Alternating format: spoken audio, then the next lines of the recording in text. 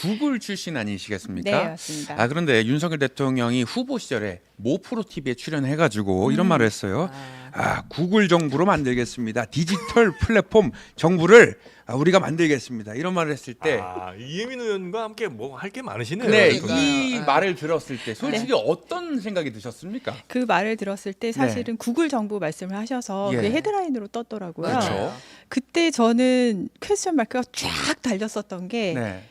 나라인데 웬 기업을 들이밀면서 그걸 빗대지? 그래서 저는 우선은 말이 안 된다라고 생각을 했어요. 그 다음으로 생각을 한 것은 그렇다면은 구글에서 어떤 점이 좋아 보였기 때문에 그런 이야기를 장점이 했겠다. 있었구나. 네, 예. 구글에서 가장 좋은 점은 어떻게 보면 정부에서 차용하기 좋은 부분은 벽을 허물어서 시너지를 내는 부분과 그리고 적재적소에 인재를 발굴해서 정확하게 배치를 시킨 이 두 가지가 아닐까라고 생각을 했거든요. 근데 시너지를 내는 것은 전혀 못하고 있고요. 적재적소에 인재를 배치한다는 것은 네. 지금 다들 보셔서 아시겠지만 다 검찰 출신 아니면 기재부 출신 네. 그래서 엉뚱한 데다 검찰 출신이 가서 앉아 있고 하니까 벽을 허물었네. 다 검찰로 네, 검찰 다른 그것을 의미의 저희는 벽을. 네네네. 벽을 허물었다라고 표현하지 않고 검찰 독재다라고 네. 표현을 하죠. 네. 그래서 그거는 이제 그냥 구글 정부에서 말도 안 되는 일이기도 하지만 어쨌든 구글에서 뭘 따올까를 생각해 보니까 이건 지금 현재 하는 것과도 전혀 맞지 않는다. 그래서 앞뒤가 안 맞는 말이죠. 그래서 이건 뭐 네. 그냥 전혀 설득력 없는 이야기 정도로 그냥 한번 집어하면 되겠다. 반론 좀 해주시죠. 네. 아니 구글 정부를 만들겠다니까요, 우리 정부를. 좋습니다. 의지가 내가 강력하신데요. 그 유튜브 채널에 가서 말했잖아요. 그 3%인지 저기 5%인지 그거 있잖아. 그 네네. 상장 안 된 거. 아무튼 거기 있잖아. 네. 말했잖아 거기서. 네, 네네. 다음번에 개선안을 가지고 오시기 바랍니다. 네네네. 구글 정부. 어쨌든 그 네. 정부가 그렇게 뭐 의지는 뭔지 모르겠습니다만 대략 생각해 보자면 굉장히 효율적인 정부 운영을 특히나 이제 우리나라가 온라인으로도 잘 돼 있긴 하나 그래도 많은 국민들이 더 편하게 이용할 수 있게 어떤 뭐 서류 떼거나 뭘 인증받거나 하는 것들이 복잡하지 않게 좀 더 편하게 갈 수 있게 플랫폼화 시키겠다 이제 이런 거가 아마 대통령의 라고 의지신 이해를 것 같은데. 하시고 싶으신 거잖아요. 제가- 그때 설명을 네. 방대하게 그때 당시에 하셨어요. 그러니까 쉽게 말하면 네네. 디지털 플랫폼 정부를 만들겠다 네. 이렇게 이야기를 네. 했었던 걸로 네. 기억은 하는데 네. 너무 길게 저희가 좋게 말씀하시긴 이해해야죠. 했어요. 어떻게든. 그런 건가요? 근데 제가 네. 그런 말씀을 들었을 때 기대를 하죠. 그래도 국민이 뽑은 대통령이란 자리에 앉아 계시니까 기대를 하는데 기대를 적게 된 되게 여러 가지 이유가 조금 전에 영어 이야기 하셨잖아요. 네.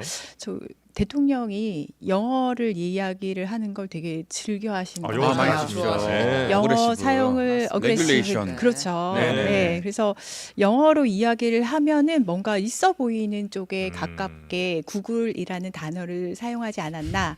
그리고 카르텔이라는 단어도 그래서 사용을 하지 카르텔. 않았나. 네. 그래서 영어를 되게 남발하고 좋아하셔서. 계시거든요. 싱킹 체인지. 네. 네.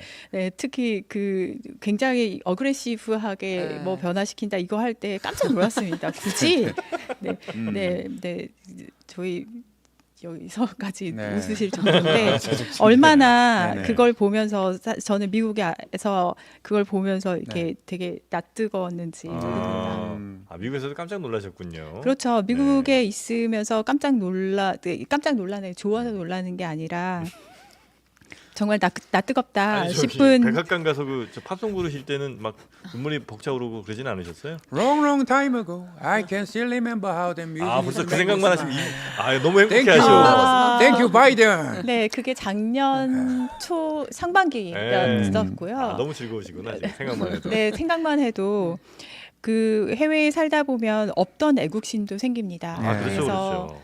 대통령이 방문을 한다. 그러면은 굉장히 관심을 가지고 뉴스를 네. 보게 되거든요. 네. 생방송도 챙겨보고. 근데 그때 있었던 현안이 있어요. 뭐냐면은 IRA법 그렇죠. 그리고 이제 반도체 칩스 액트 네네네. 관련해서 다 어떻게 보면은 바이든이 재선을 위해서 혹은 미국의 이득을 위해서 그걸 산업화 쪽으로 그다음에 네. 그걸 규제 쪽으로 풀어낸 법인데 당시 우리나라의 현안은 두 가지를 다 대통령이 와서 그 규제에서 우리나라는 웨이브를 해줘라는 것을 따내야 되는 상황이었었어요. 좀 유예를 해달라 뭐 이런 거죠. 그렇죠. 네. 근데 고맙습니다. 네, 이렇게 네, 맞잖아요, 정말 그거. 좋네요. 네, 여기는 맞아요. 유학파입니다. 네, 네, 너무 감사합니다. 네, 전 그런- 견학파. 네. 그런데 오셔서 계속 네. 봤거든요. 네. 봤는데 특히 그 노래 방금 하셨는데 네네. 아메리칸 파이. 네, 노래하시고 기타 받고 하시고 네. 만찬 그리고 굉장히 예쁜 사진 음. 그것만 하고 가시는데 기자회견을 할 때 네. 정말 많이 창피했어요. LA 타임스 기자가 질문을 했습니다. 조 바이든 대통령에게 네. 지금 합의한 걸 보니까 음. 너네는 한국이 우방국이라면서 음. 근데 우방국한테 하나도 좋지 않을 것을 지금 타협을 했는데 여기에 대해서 어떻게 생각해? LA 타임스 기자가 그렇게 물어봤어요. 그렇죠. 오. 그때 우리나라 정황 기자가 기자회견을 아니라 했었어요. 네, 아, 우리나라 네네. 기자가 네. 아니라 그랬더니 그랬더니 진짜 원론적인 대답만 하고 끝났어요. 음. 그래서 저는 그 자리에서 사실 대통령이 굉장히 마지막 기회 그 방미의 어떤 성과를 이룰 수 있는 마지막 기회를 놓쳤다라고 평가를 하는데 그 자리에서 LA 타임스 기자한테 아니다. 하지만 우리는 이렇게 하겠다라는 것을 모두가 보는 앞에서 선명을 했다면 네. 어땠을까? 근데 그때 우리나라 기자분들께도 조금 실망을 많이 했고요.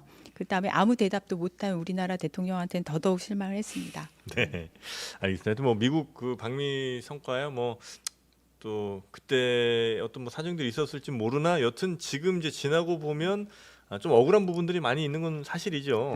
예. 그때 못 이룬 것들을 이번에 4월 10날 미국과 일본은 정상회담을 하면서 저희 여기서는 총선이 있었던 날로 기억을 하죠. 그날 굉장히 많은 유해를 일본은 받아갔고 그래요. 그리고 AI 관련된 아주 많은 미국의 기업들이 네네. 일본 투자를 약속하게 됩니다. 미국과 일본이 훨씬 더 끈끈해지는 것 같은 느낌이에요. 네, 당시에 AI 동맹이라고 제가 불렀는데 작년에 대통령이 이제 방미를 해서 이뤘어야 되는 성과를 올해 일본은 가서 이루고 오더라고요. 그래서 근데 거기에 대해서 이제 좀 반대 입장에서 이제 생각하시는 분들께서는 그게 이제 지난 여러 해 동안에 중국과 우리가 이제 굉장히 어쨌든 끈끈하게 경제적으로 좀 경제적인 부분에서요. 있었는데 그게 뭐 단칼에 자를 수도 없고 어쨌든 우리의 반도체 공장도 뭐 중국에 있는 상황에 미국이 볼 때는 한국이 그렇게 신뢰할 만한 앞으로 미래 어떤 첨단 기술을 같이 공유할 만한 파트너가 아닌 거 아닌가라는 생각을 하게 됐고 그래서 지금 우리가 할 수 있는 선택이라는 것은 더 중국과는 좀 더 거리를 두고 그다음에 미국과 좀 더 가까이 해서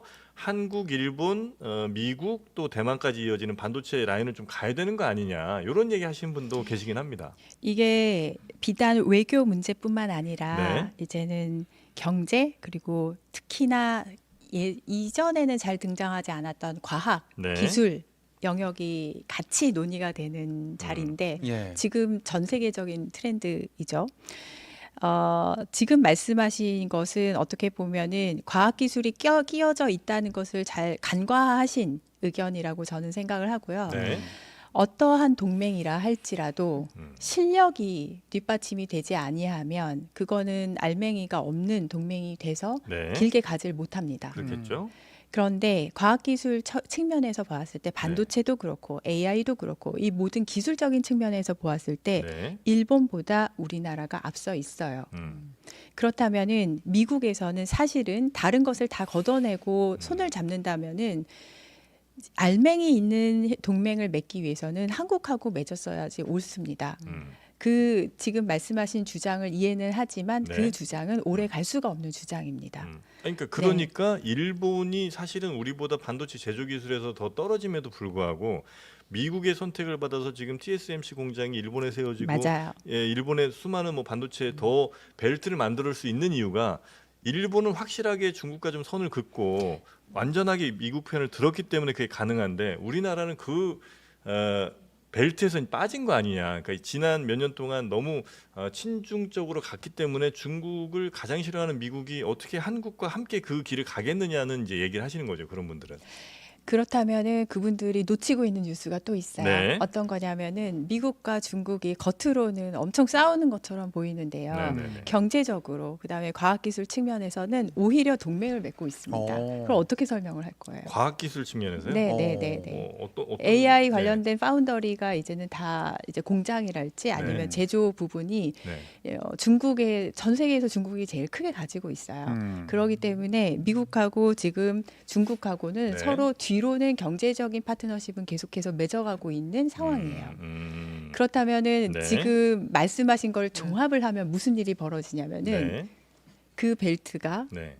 이제 아주 현실적으로 경제적인 측면에서만 봤을 때 네. 미국과 일본, 미국과 중국은 이어지게 되는데 음. 한국만 쏙 빠지는 꼴이 한국만 됩니다. 소외된다. 네. 네, 알겠습니다. 뭐 그런 이제 다양한 의견들이 또 그 네. 외교 관련해서 혹은 뭐 그런 반도체 관련해서는 좀 나오고 있는 것 같긴 네. 하더라고요.